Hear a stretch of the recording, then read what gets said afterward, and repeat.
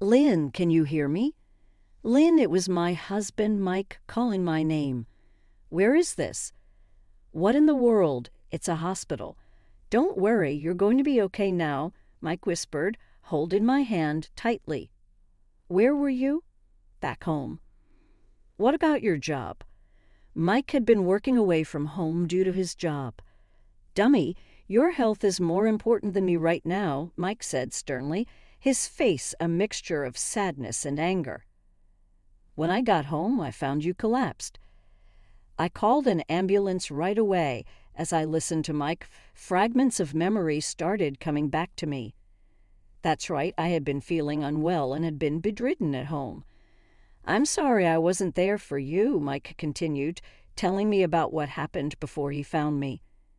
Mike had just finished a big project at work and decided to call me, but he got suspicious when I didn't answer the phone.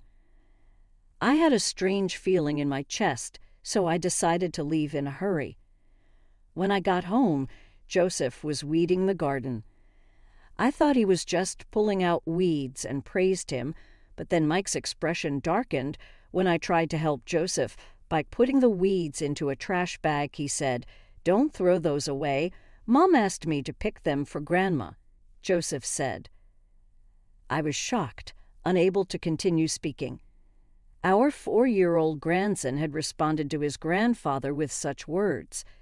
Even when I told him to stop, Joseph kept picking the weeds, saying, "I'm going to save Grandma." I love to think such an innocent child was made to do that. Mike's clenched fist was trembling as he held back tears. My name is Lynn, a 53-year-old homemaker. Our only son, Richard, had moved out when he started working, and I lived with my husband, Mike.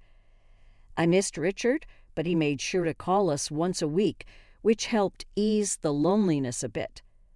A few years after he started working, Richard came home. He was with a woman his age, Anna. She greeted us and said, "I'm Anna, I'm dating Richard."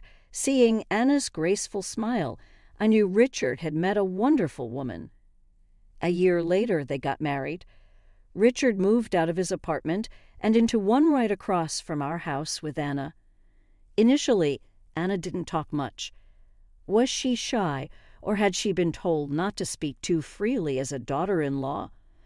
Whenever she and Richard visited us, she would silently help with serving tea and cooking, rarely initiating conversation. "Anna, you're family now. Feel free to say whatever you want." "Don't be so formal," I encouraged her. "Thank you, Mom." Having no daughters of my own, I was delighted to have a daughter-in-law like Anna. Can you believe it? It's almost funny. That's so true. I might get a stomach ache from laughing too hard. Oh, but we can't share this story with the men, can we? Then it's our little secret among women. By initiating conversation repeatedly, Anna gradually started to open up to me. The following year, Anna gave birth to Joseph, their first child. It's not fair, Lynn. If I didn't have to work, I could see my grandson any time, Mike would say, jealous that I could see Joseph whenever I wanted. I understand, so I'll cherish Joseph enough for both of us, I assured him. All right. Grandpa here will work his butt off for his grandson without a single complaint. Saying this, Mike left for work with a wry smile. After finishing my housework, I looked forward to dashing over to my son and daughter-in-law's apartment. "Anna, everything okay? Need any help with anything?" "No, Mom. I'm really grateful for all the help you give me." Anna's parents lived far away and only called occasionally, so I hoped to alleviate some of her mental and physical burdens. A few years passed, and as Joseph started attending preschool, I found myself a bit bored without my grandson around. Maybe I should chat with Anna to kill some time. Thinking this, I took some tea snacks I'd received as a travel souvenir from a friend and headed over to my son's apartment. But there was no response from Anna at the intercom, and I couldn't sense anyone inside. I wondered if Anna was out again today. Lately, Lynn, can you hear me? Lynn, it was my husband, Mike, calling my name. Where is this? What in the world? It's a hospital. Don't worry, you're going to be okay now, Mike whispered, holding my hand tightly. Where were you? Back home. What about your job? Mike had been working away from home due to his job. Dummy, your health is more important than me right now, Mike said sternly, his face a mixture of sadness and anger. When I got home, I found you collapsed. I called an ambulance right away. As I listened to Mike, fragments of memory started coming back to me. That's right, I had been feeling unwell and had been bedridden at home. I'm sorry I wasn't there for you, Mike continued, telling me about what happened before he found me. Mike had just finished a big project at work, and as the day began to darken, Anna finally returned home. What's up, Mom? Seeing Anna act as if nothing happened, I let out a sigh of relief. It's nothing, really. You just rushed out so suddenly. I got worried. I was invited out by an old school friend. Sorry about that. No, don't apologize. It was just me overthinking things. I laughed at my own needless worries. Not just that day, but Anna had started going out frequently, almost every day. I wonder if Anna started a part-time job. That thought helped me convince myself to cut back on visiting my son and daughter-in-law's apartment. Around this time, my husband, Mike, also started working away from home due to his job. But this wasn't anything new, as Mike had often worked away since we got married. Whenever Joseph returned home, he would call me, saying, "Grandma, I'm lonely because Mom went out.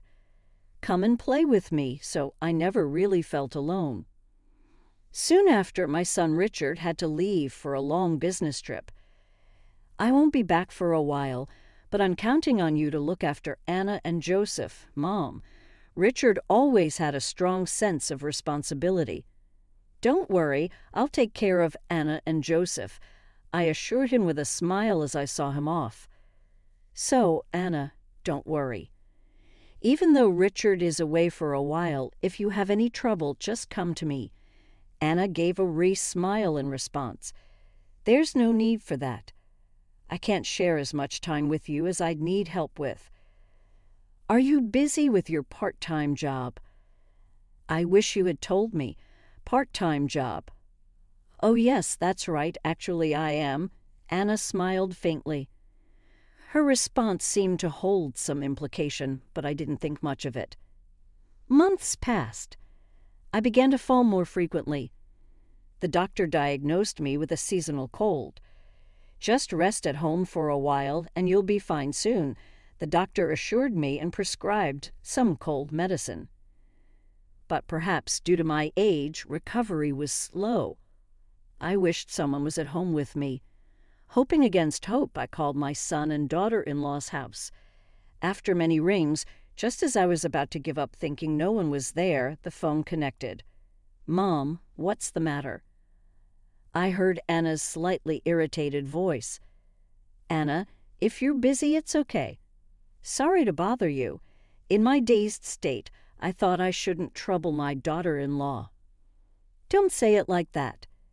It makes me more concerned. What's wrong? Tell me. Anna's tone was almost scolding. Well, I've caught a bad cold, but it's fine if you're busy. A cold. All right, leave it to me to take care of you, Mom. Are you sure? You seem busy with your part-time job. It's you who asked for help, not me. Anna raised her voice, sounding frustrated. Indeed, she was right. Asking for help and then saying, "Don't worry about it," was indeed making things more complicated. I'll do whatever I can for you. Thank you, Anna. It's comforting to have you here. About 30 minutes later, Anna came with the groceries and vitamin drinks I had requested. I really feel bad for you. You must be so busy. What are you saying now? When I hear that Mom has a cold, I'll rush over right away. It's only natural for a daughter-in-law. I'll make some chicken soup. Anna's reassuring words warmed my heart. While I was eating the steaming soup Anna had made, Blowing on it to cool it down, she said, "I'll step out for a bit." "I'll be back soon," and hurried out. 2 or 3 hours later, Anna returned. I could smell a strong perfume on Anna, which made me feel a bit nauseous. It might be just my sense of smell being off due to the cold. Thinking this, I chose not to mention it to Anna. Despite a few days passing, my health didn't improve. In fact, I started to suffer from stomach aches and nausea more frequently each day. "Mom, I thought you might get tired of the same soup every day.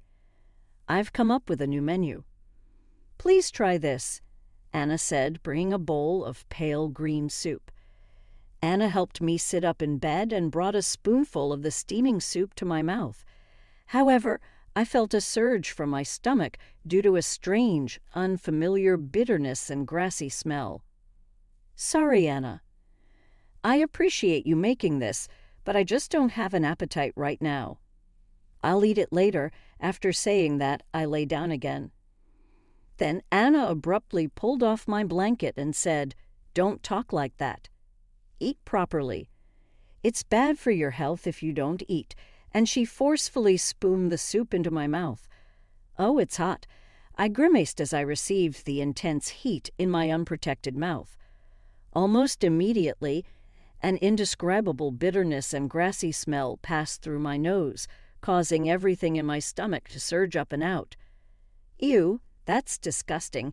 Anna looked at what I had thrown up with visible disgust, pinching her nose. "I'm sorry, Anna," I apologized, feeling ashamed and sorry, but Anna, ruffling her hair, said, "Oh, come on," and scolded me like a child. "Clean it up yourself, Anna." I was taken aback by her attitude, so far from her usual gentle demeanor. "Come on, hurry up and wipe it off. The smell is really strong." "Oh, I'm starting to feel nauseous." Her way of speaking had completely changed from before. "After you've wiped that, eat all of this soup and wash the dishes yourself." With that, Anna left the house. I feared she might never come back. I felt guilty for having upset the usually mild-mannered Anna by spitting out the soup she had kindly made. The next day, Anna came over, but she looked completely different from before, with no trace of the Anna I knew. "Anna, what happened?" "That outfit." I was at a loss for words, seeing Anna in flashy clothes and heavy makeup. "It's none of your business," Anna replied indifferently and wouldn't listen to anything I said. Instead, she made the same grassy-smelling soup as the day before, and when I made a disgusted face, she said, "Come on, eat it all up, Auntie," and forced the porridge into my mouth. When I vomited due to the foul smell and unpleasant taste, Anna clicked her tongue and said, as she opened the room's glass door, the cold air rushed in, hitting my weakened body mercilessly. With a malicious grin, Anna said, "The house stinks because of what the old lady threw up. As punishment, I'm keeping this open all day," and left without closing the door. This continued daily, and instead of recovering, my health worsened day by day. The mental stress even caused my hair to fall out. I might be in real danger if this continues. Feeling a sense of crisis, I searched for my smartphone. I didn't care who, Mike or Richard. I just wanted to escape this situation. But my phone, which should have been by my pillow, was nowhere to be found. Had Anna taken it somewhere out of my reach or hidden it? Cut off from the outside world, I couldn't muster the strength to move or speak. I was in such a state that I couldn't even ask for help from the neighbors. I couldn't even manage to go to the bathroom on my own. Despite noticing my suffering, Anna didn't offer a helping hand. Instead, in front of me, she would say things like, "Ah, Ted, sorry, I've got work now." Can you believe it? Some regular is insisting on seeing me. Does that old man even work during the day? Talking about things one normally wouldn't hear in everyday conversation.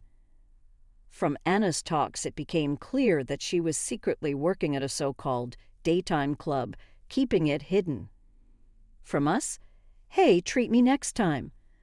I have to take care of this old lady, and it's seriously stressing me out.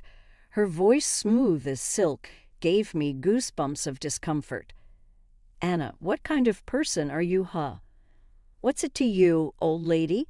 No one's going to come to help you anyway. You don't have long left, so just lie down and be quiet. Anna's words were callously thrown at me. My heart was filled with sadness and anger at Anna, who had stopped trying to hide her true nature. Anyone help me. I memorized the scene before me, hoping someone would come to my rescue. My consciousness began to fade after that. It felt like I was in a bad dream. Anna's smirking face would appear, followed by intense stomach pains. How long had I been asleep? When I opened my eyes, I saw a blurry white space. My mind went blank, staring at a point in front of me. But after a while, I realized I was looking at a ceiling. So I was at home sleeping. Anna had opened the door, letting in the cold air. But strangely, I didn't feel cold at all. On the contrary, I felt a bit sweaty. Lynn, can you hear me? Lynn? In my foggy consciousness, I finally heard my husband's voice nearby. Richard, Mom's awake. Go get the doctor. Mike's voice trembled with tears, and I heard footsteps rushing out the door. Where am I? What in the world? It's a hospital. Don't worry, you'll be fine now, Mike whispered, holding my hand tightly. What happened to me? I couldn't immediately grasp what happened to me. The first thing that came to my mind was, why was Mike, who was supposed to be working away from home, here? Were you back home? What about your job, dummy? That doesn't matter right now. What's important is your health, Mike said, showing a complex expression of sadness and anger. When I got home, I found you collapsed, so I immediately called an ambulance. As I listened to Mike, fragments of memory began to return. That's right, I had been sick and bedridden at home. Right after that, I remembered Anna's smirking face. Anna. I tried to shout her name, but I couldn't make a sound properly because my body was so weak. I know, the doctor told me, they found an indigestible amount of grass in your stomach, some of it poisonous. Even in small amounts, it's dangerous to have so much inside you. So that's why you weren't getting any better. Doctors and nurses came to check on me. It's all right now, the doctor said with a relieved expression. Can you tell me what happened? I told him everything that led to me being brought here. So, that's what happened. I never imagined Anna would do such a thing. I'm sorry. It's because I wasn't there for you, me too. Sorry, I never thought she'd go that far. Both Mike and Richard couldn't hide their shock. Thank you. I'm saved because you guys came. But what about your jobs? Don't make me say it again. Your health is more important right now. That's right, Mom. Then Mike told me everything that happened while I was unconscious. Mike had just finished an important job and tried calling me. But when I didn't answer, he got suspicious and contacted Richard. Richard, being busy at work, had asked Anna to check on me and call back with any updates. However, Mike wasn't convinced. I had a bad feeling, so I decided to return home. When I got home, I saw Joseph weeding the garden. I initially thought he was just pulling out weeds and praised him. But then Mike's expression darkened. I tried to help Joseph by putting the weeds he had collected into a bag. But then he said, "Don't throw those away, they're for Grandma." I was lost for words when I heard that Joseph said that Anna instructed him to collect a lot of grass every day to improve your health, saying it was necessary to save you. Joseph did that. I was shocked and couldn't find the words to continue. I yelled at Joseph in the heat of the moment. Why would you do such a stupid thing? But I know it's not his fault. It was pointless to shout at him. Mike regretted having yelled at his innocent grandson emotionally. Joseph then cried even more and said, "I have to collect lots of this grass so my beloved grandma gets better quickly." He continued, even when I told him to stop. I immediately rushed into the house and found you collapsed on the floor, motionless. Mike then recalled the state of the room when he found me, grimacing. It was awful. The moment I opened the front door, a strong foul smell hit my nose, and I almost threw up. There was garbage everywhere, and flies were buzzing around. Moreover, despite it being the middle of winter, there was no heating on. When I entered the room, the glass door was wide open, letting in a cold breeze. Were you in that place all this time? Mike looked at me in disbelief. I slowly nodded and replied, yes. Anna was standing there. Dumbstruck, I didn't recognize her at first because she looked different from her usual attire and makeup. Anyway, I couldn't just leave you unconscious. You probably hadn't been given enough food or water. You were quite weakened. Mike's response after that was swift. He immediately called for an ambulance and the police. Mike called the police because he mistook the woman standing by Anna as an intruder, not recognizing her. Anna was taken away by the police who arrived, and Mike was also asked to accompany them for questioning. He informed Richard and told him to come back as soon as possible. The interrogation felt like it took forever. I wanted to be by your side as soon as possible. Once released by the police and rushing to the hospital, you were still unconscious. Even I, an atheist, prayed. This time, I realized I can't live without you. Later, Richard arrived at the hospital with Joseph. When I explained the situation to Richard, Joseph said, the one who was taken away was my mom. That's when I first realized that woman was Anna. After narrating the events, Mike took a deep breath to calm his excitement. We're going back home now. Joseph needs to eat, and we want to investigate what Anna was up to. It's a family matter, and we can't leave it to the police alone. Investigate how. I asked, feeling an indescribable anxiety. Of course. I plan to turn Anna over to the police. Putting poisonous grass in food is a serious crime. If you file a complaint, the police will surely act. No, we can't do that. I hurriedly calmed my agitated husband. Why stop me? You're the victim. This isn't something we can handle alone. The police need to intervene and conduct a proper investigation. Even so, no. If we do that, the child Joseph, mentioning our grandson, even Mike was at a loss for words. Even though Joseph was unaware, he had been instructed by his mother to assist in a crime. Even if he doesn't understand now, eventually, when he grows up, he'll surely suffer. I couldn't bear to see Joseph tormented by guilt. So please, for his sake, let's not make a big deal out of this if you say so. A week later, my health started to improve slightly. I was scheduled for another police interview. You're not filing a complaint, correct? However, as we suspect a crime, we will continue the investigation. But it's likely the prosecutor might not press charges. The detective seemed unenthusiastic, but acknowledged my wishes. As the detective left, Anna's parents, living far away, entered my hospital room with a lawyer. I thought they were here to apologize on Anna's behalf. I'm sorry for what our daughter has done, but isn't the cause of this situation partly your fault? Anna's mother, Sophia, looked down at me coldly. What do you mean? I am the victim. When I protested and asked for clarification, Anna's father, Tom, also chimed in. Victim. Put your hand on your heart and think about it. Didn't this all start because you mentally cornered our daughter, Anna? Me, mentally corner Anna? Where did you get such an idea? I was speechless at the parents' claims. Anna has explained her motives. According to her, the cause lies in your mistreatment of her as your daughter-in-law. If that's true, we can't solely blame Anna for this, the accompanying lawyer stated matter-of-factly. What? What are you talking about? My wife is the victim here. Even the usually calm Mike was indignant. Initially, it was a mistake for her to marry your son, Richard. He doesn't work but always goes out and has a terrible spending habit.